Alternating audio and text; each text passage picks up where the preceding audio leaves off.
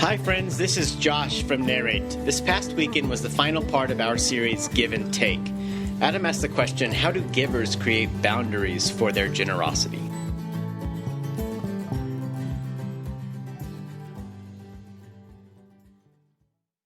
What I want to do this morning is we're going to finish up this series that we started way back on Christmas Eve, which might feel like 3 lifetimes ago. Do you have that sense of like, that was only like less than 2 months, but it feels like 300 years ago? So if you're a guest with us, we started the series called Give and Take, and really the launching pad of the series was some work done by a guy named Adam Grant. Adam Grant teaches at Pennsylvania University. It's an Ivy League school, and he and his team have done a wealth of research and then published it in a book called Give and Take. So we just shamelessly plagiarized all that and just called their bluff on suing us. That's not a joke, by the way. So what we were fascinated about the research was what they are doing, as best I can tell, that at least they don't share a religious conviction, but what they were doing is just studying the reality that in this life there are givers and there are takers, and we get to choose who among them, which one of those we're going to be. And so we were fascinated by the research to go, wait a minute, what we as a community are going to follow Jesus is to be someone whose life is about others, not self. And so what we've been doing is taking the sociology and the research and the science, and it's intense and robust and challenging, and taking that and laying it next to the scriptures and just allowing the two of them to illuminate one another and asking, therefore, some best practice questions. Now, what we're not saying is you're one or the other, which one are you? The way we've been exploring it is there are certain ways that we behave, and when we behave those ways, we're functioning as a giver, and we behave other ways, we're functioning as a taker, and so really it's about self-awareness. So again, if you're a guest, we're thrilled that you're here. You're kind of catching us at the end of the movie, and that's okay. But just as kind of way of quick review, we've talked about several different instances within this. First of all, we talked about motivation. In fact, the way Adam Grant talks about it, he calls it otherish ambition. What he says is there's really 2 continuums by which we're motivated. But the conventional way would be to say you're either motivated to serve others or motivated to serve self, and which side of that continuum land on determines whether or not you're a giver or a taker. What their research demonstrates is that's actually not accurate. That in fact there's 2 continuums, that there's the way that you're wired in terms of others versus self, or the way you behave others versus self. But then there's also another continuum that is about your own motivation, your own level of competitiveness, your own desire to make a mark and a difference in the world. And what they found is you can be high on giving towards others and low on motivation towards self, and you can be high on both. And what they found is the highest functioning, best practicing givers are actually highly ambitious personally and motivated to serve others. And so that week we just looked at the disciples, we looked at Miriam and Mary and wondered if maybe part of the way we understand the heroes in the text is understand that they're both, that they're not just a wet noodle who wants nothing for self, but they're actually deeply motivated people who care deeply about others as well. We also talked about language. You may recall that, well, if this is your first time here, you don't. By the way, my name's Adam, and if we've not met, I'd love to meet you. But if you're an introvert, I totally relate, and we don't ever have to meet. You just sit there, and that's just fine. But if you do, you'll have to take the first step, because I, too, am an introvert, so I just hide up here on the stage. And if you're looking for extroverts, they're in the kids' department downstairs. And just kidding. Anyway, so we talked about language and the idea that there are certain cues we can watch for in the way we speak to others and the way we are speaking in a given interaction or conflict. And what we observed is that givers ask questions. When we're giving, we're asking for advice. We use hedges and hesitations and pauses. We're vulnerable. We talked about that there's this hushka way of getting your way, and it's not always the best way. I got to relive that, by the way, last Sunday when I was told at 8 a.m. while standing in the PDX airport that my flight from Seattle to Helena had been canceled. And so there's this so how are you going to speak to the woman on the other end of the line telling you that she can't put you on the flight directly for Bozeman because it's a different destination than Helena? It was fun. And my wife told me I passed. Firm, but not mean.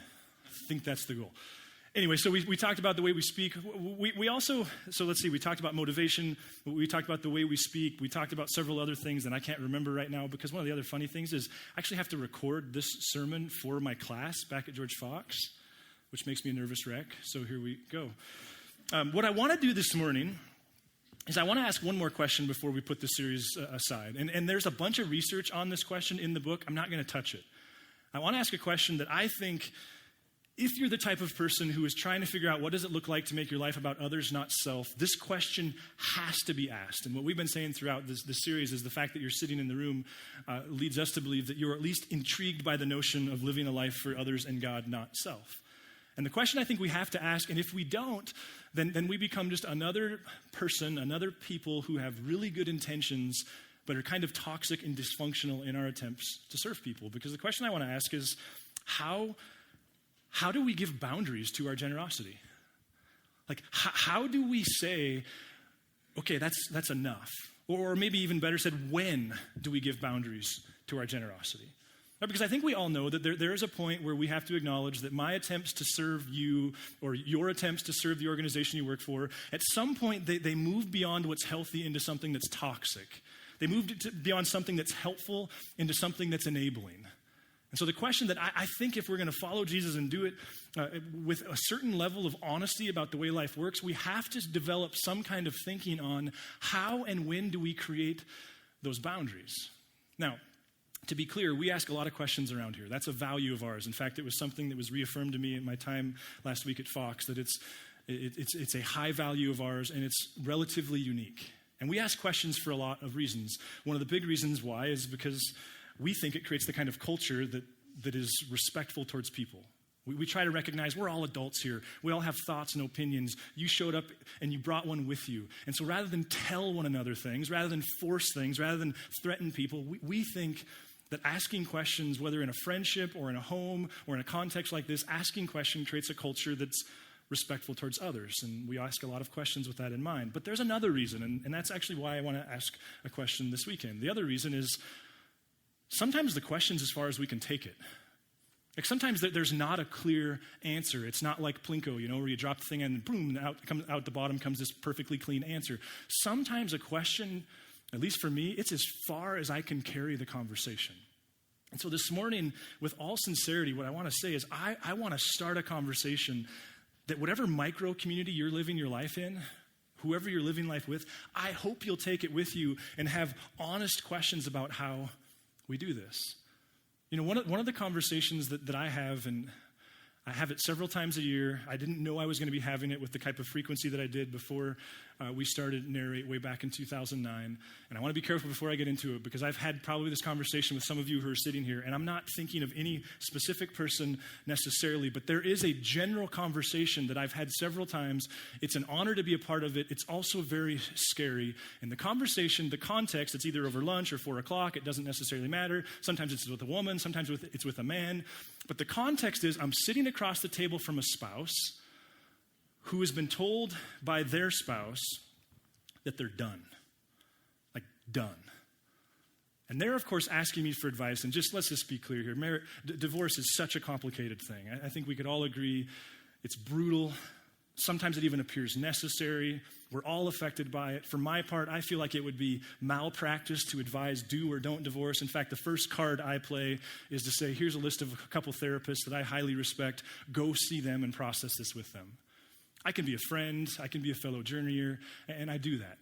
But the context is I'm sitting across from this person, and they've been told by their spouse that they're done. But the trick is this isn't the first time the person I'm talking to has been told that, or at least threatened with that. The trick is oftentimes there's a conversation that's been had several times over years, sometimes for decades. And the spouse not there has said, hey, you need to stop drinking. You've got to stop looking at porn. You've got to stop working so much. You've got to do something different about this relationship you have with this person that I think is unhealthy. What's the case here is that they've had several of these interactions, and for like 3 days and a week and 2 weeks at different times throughout their marriage, they've made changes and it never stuck. And now I'm sitting across the table from a person who their spouse, typically it's within about the last month, their spouse has said, I'm done. And the person I'm talking to is uniquely motivated. Oftentimes, they've already lost 5 pounds. They've been to a therapist. They've stopped drinking. They've got some kind of internet protection device on their computer. They're doing things well. They're motivated. And yet we're having coffee. We're having lunch because they're also aware that their spouse is done.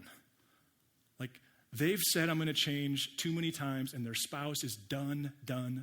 They're looking at me, and they're hoping that there's something I can say some kind of meeting I could call that I could somehow persuade their spouse to give them another chance. And again, it's not that I'm even necessarily against that, but here's what I know, and here's what the marriage therapist that I've talked to about this will tell you. Most people, when they ask for help in their marriage, it's too late. What I know, generally speaking, because of these interactions, is that wife or that husband, whoever I'm not meeting with, they've been done for weeks or even months. They just recently found the courage to say it. And now this person that I'm looking for, talking to, they're broken. They're a wreck. And I bring all that up not to shame, not to cast judgment. And in fact, I will say this, that in all of my interactions, I've seen one marriage turn around from that. Now again, I can't say that to that person because how discouraging would that be? But I bring it up to simply make this point. We do create boundaries to our generosity.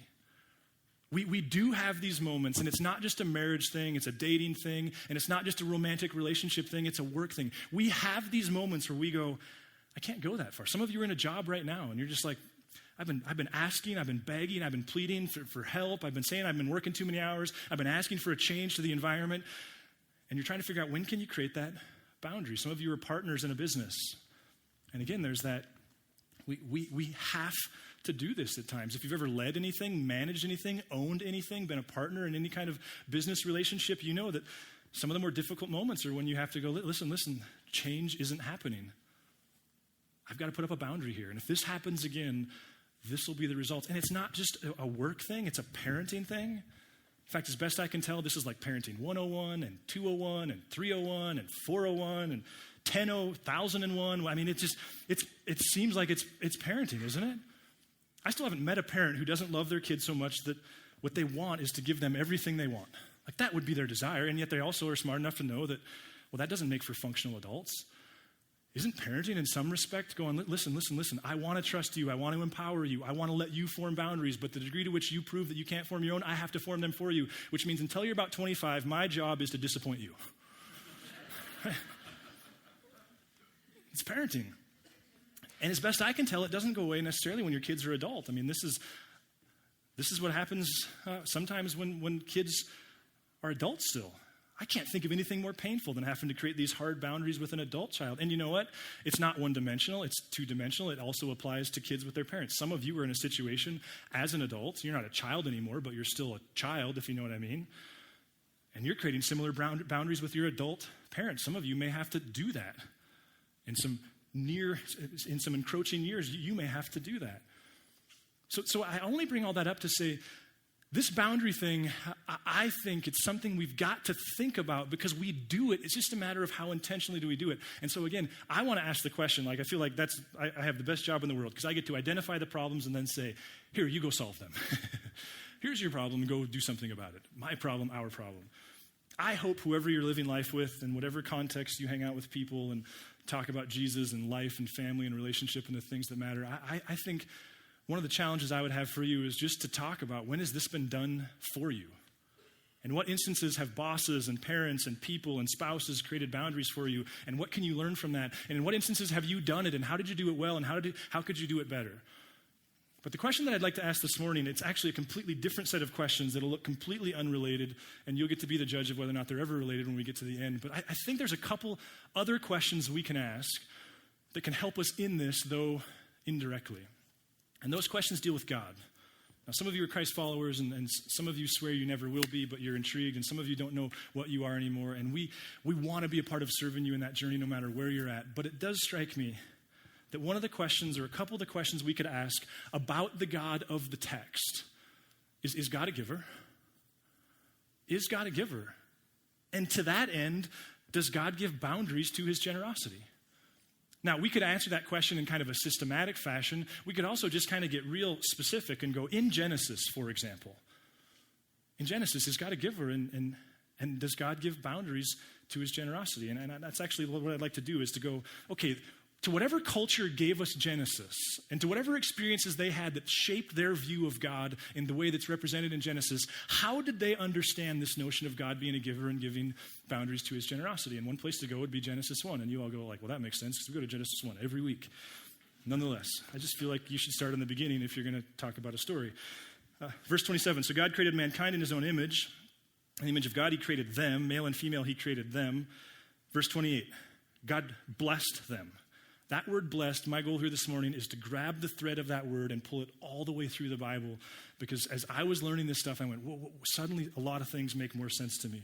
God blessed them and said to them, be fruitful and increase in number, fill the earth and subdue it, rule over the fish in the sea and the birds in the sky and over every living creature that moves on the ground. Question, does this God, does he value generosity? Is he a giver? You see at the very beginning, this God going, here's some real estate, now go kick butt with it, right? Like, here's this.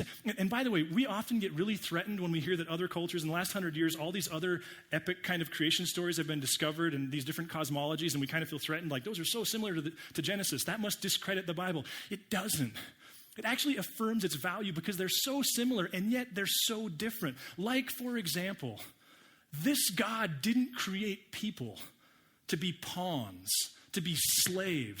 This God created people to empower them. And by the way, this God created males and females in his image. Nobody else had that idea, at least according to those I've studied from. This God says at the very beginning, I'm going to share. I'm going to distribute. I'm going to bless. And then, of course, what we know is that people, you and I and those in Genesis, are messed up. You might not be, but I know I am. And of course, the story unravels. And what we know, and we're going to talk more about this on Easter, we say there was a fall. The problem is the story doesn't even use that phrase. But what we know is that functionally, people made a decision that resulted in their getting ushered outside the garden. Now, parents, who resulted in their getting ushered outside the garden? Was that God's doing, or was that their doing? Nonetheless, what you have is a shift in the story. Question, after the garden and the incident with the fruit and all of that, is this a God who gives boundaries to his generosity? Now, the story keeps going. And in fact, the next big point, and what I want to look at are these three major points that get us to Jesus. The next point is Genesis 12, because in Genesis 12, you have this God showing up again to a guy named Abraham, and he is so committed to blessing that he goes, okay, I want to bless the nations. People keep screwing it up. I'm going to pick a family, and they'll be the conduit through which I do that. Genesis chapter 12. The Lord God said to Abram, go from your country, your people, and your father's household to the land I will show you. Watch this. I will make you into a great nation, and I will bless you. There's that word. I will make your name great, and you will be a blessing. There's that word again. I will bless those who bless you. Twice. It's getting annoying. Like, could you please pick a synonym? And whoever curses you, I will curse, and all peoples on earth will be blessed through you. Question. As you contemplate your own marriage and your own relationship with your kids and your own business and your own friendships, is this a God who's committed to generosity? So much so that when people screw it up, God goes, okay, I'm going to bless these guys, but please note, not for their sake. He is committed to who? The nations. Everyone.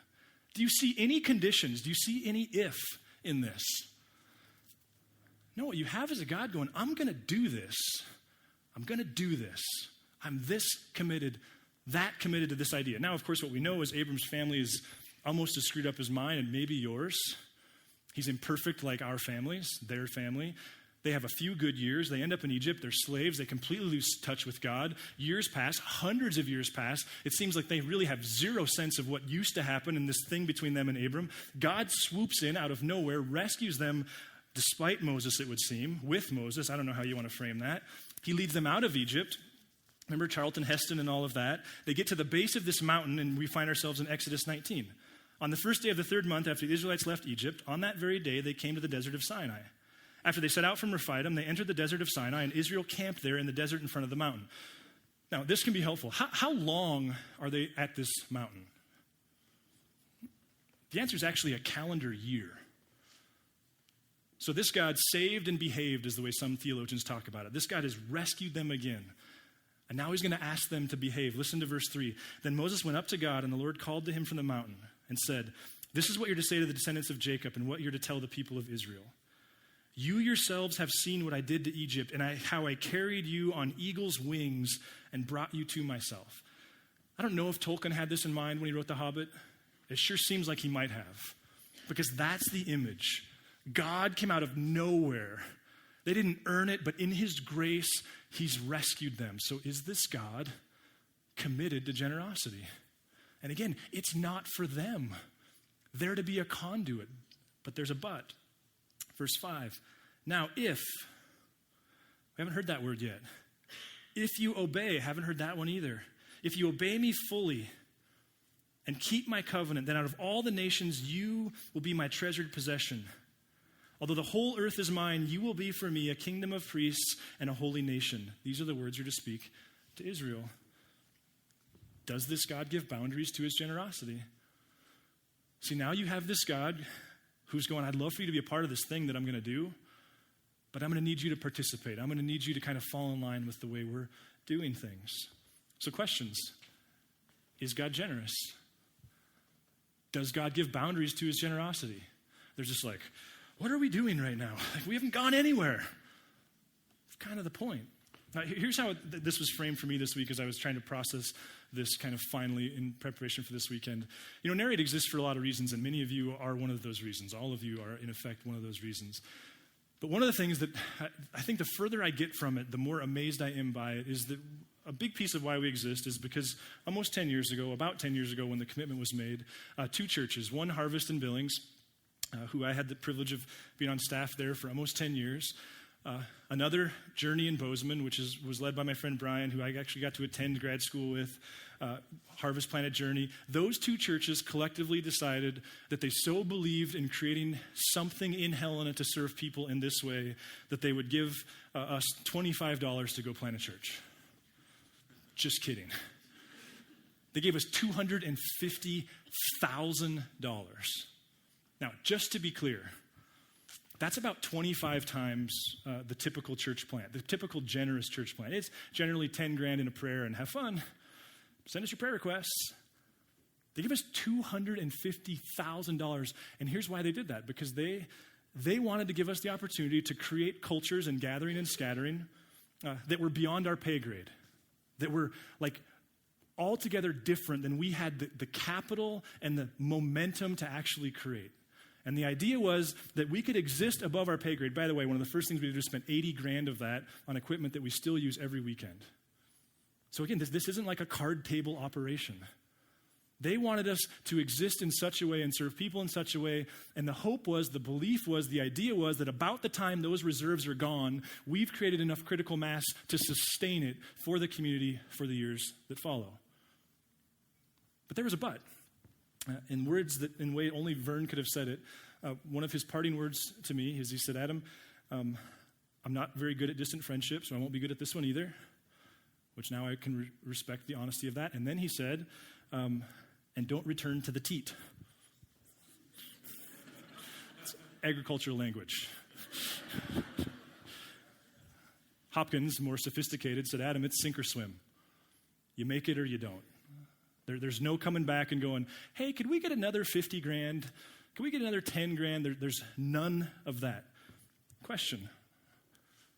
Were those guys, are those communities, are they committed to generosity? They've never even met you. Vern's been here once. Are they committed to generosity? And do they give boundaries to their generosity? So parent, spouse, friend, boss, employee, how do we wrestle with this? Well, I think it can be helpful to actually look at the way Israel's story continues.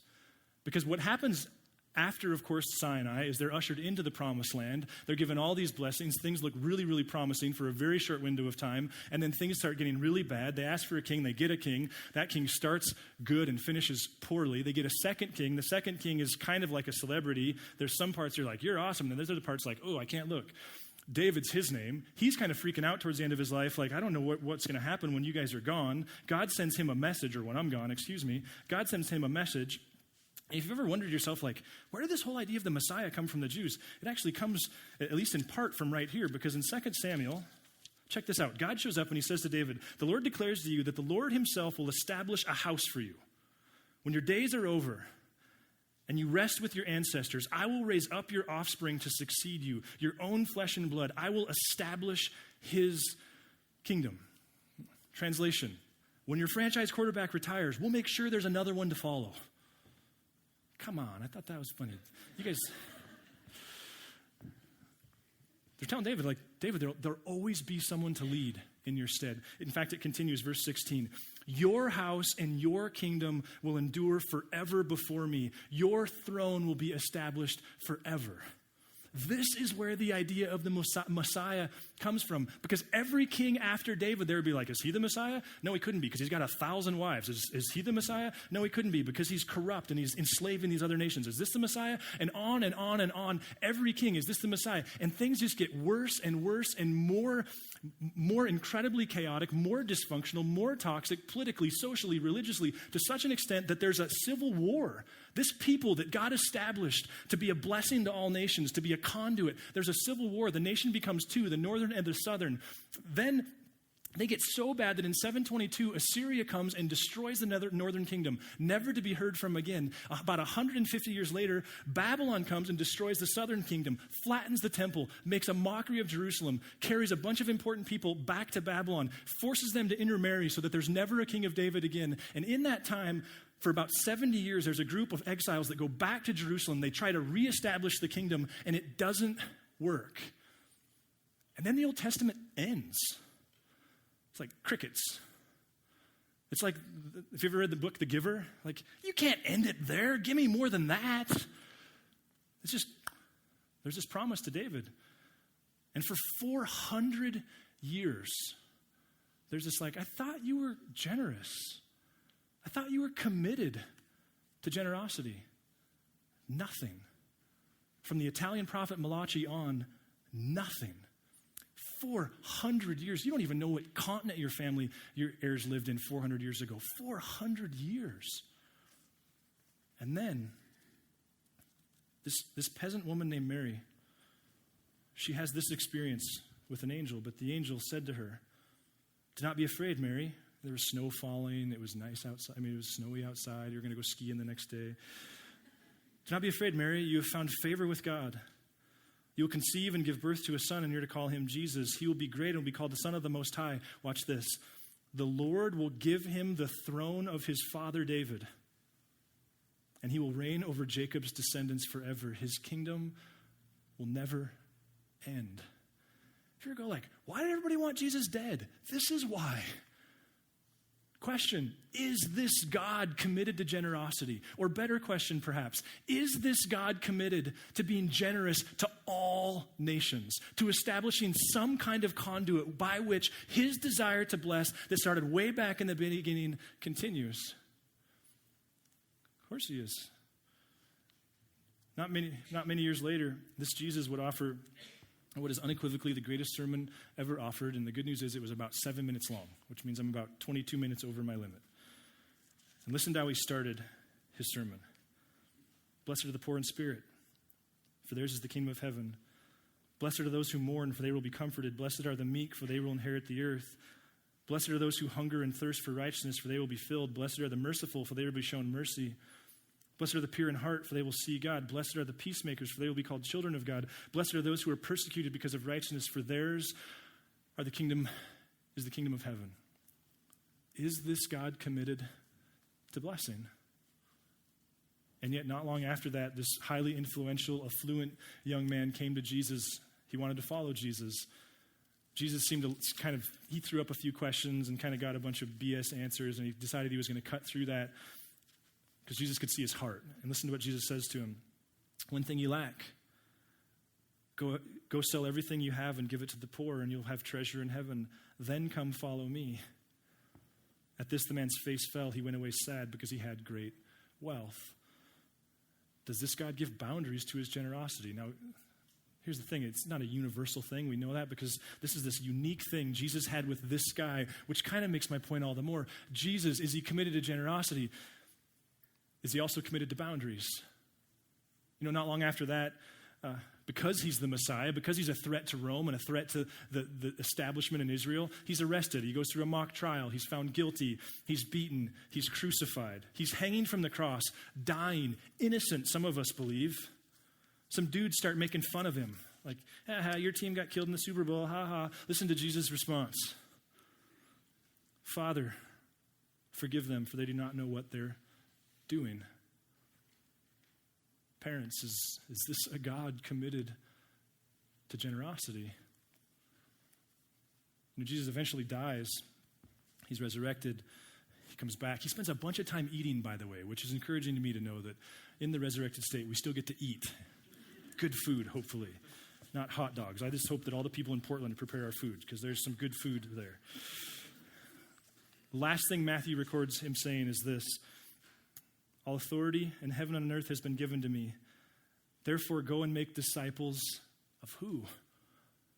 All. Why all nations? Because from the very beginning, this God has said, I'm not a proprietary God who wants to pick this select group of people and make their life awesome. I am committed to the blessing of all people. Is this God generous? Baptizing them in the name of the Father and the Son and the Holy Spirit, and teaching them, and there's that word, to obey everything I've commanded you. And if we're not careful, we trail off of this one. And surely I'm with you always to the very end of the age. I said all I had for you was questions, and I have really two more. What if the closest thing God gives us to an answer, as parents and spouses and employees and roommates and teammates and friends, as we go like, okay, so how do I create a boundary? And do I create a boundary? Like, what's the answer here? Like, is it generosity or is it boundary? Like, tough love? What do I do here? What if the closest thing God gives us to an answer is a story? Not to be confused with like false story, but a story about himself, wrestling with these very same issues, deeply desiring to bless his kids, and knowing that to love means to establish some boundaries. What if God, he's not the Plinko God? He's not the Western culture bullet point God. What if God, what he gives us is a narrative and says, here's what I can do. I can relate to you in this perplexing, vexing, frustrating, empowering, decision-making reality that you're in. I learned actually in class last week that C.S. Lewis, the last bit of nonfiction he wrote was Mere Christianity, which of course decades later is still being celebrated as one of the greatest pieces of nonfiction theology ever written. After that, he refused to write any more nonfiction theology. After that, he said, I'm writing all my theology in narrative. That's where we get the Space Trilogy, and that's where we get the Chronicles of Narnia.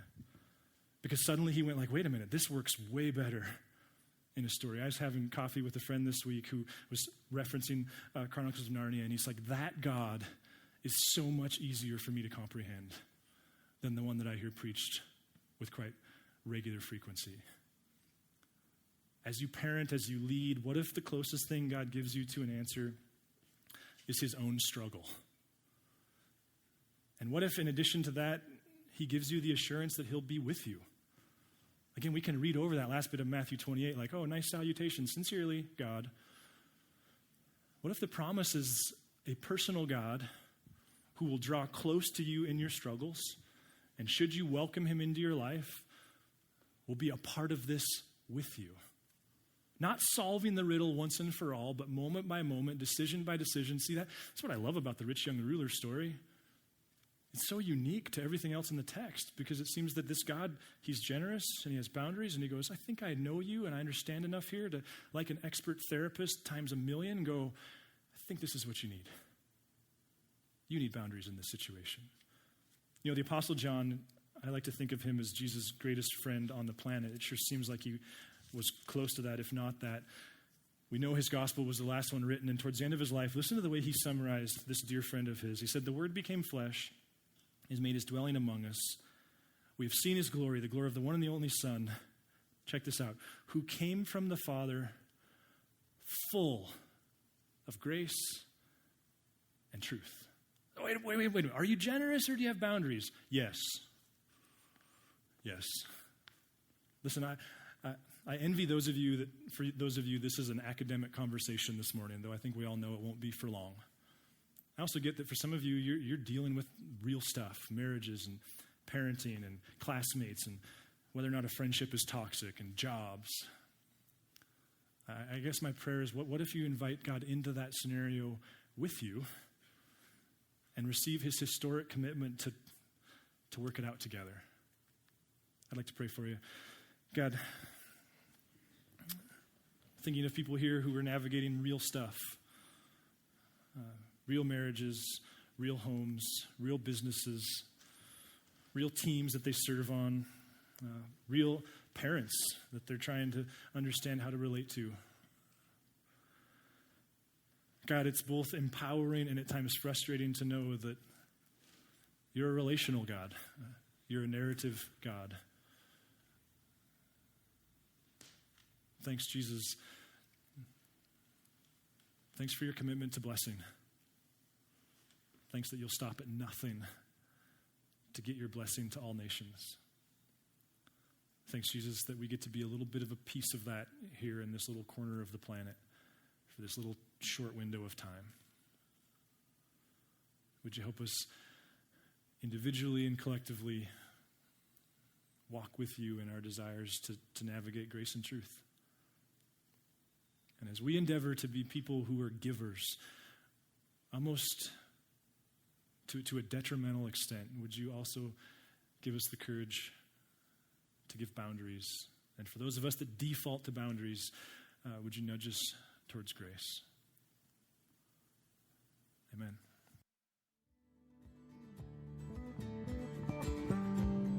If you would like to engage further with Narrate Church, you can find contact information online, www.narratechurch.org. We would love to hear from you.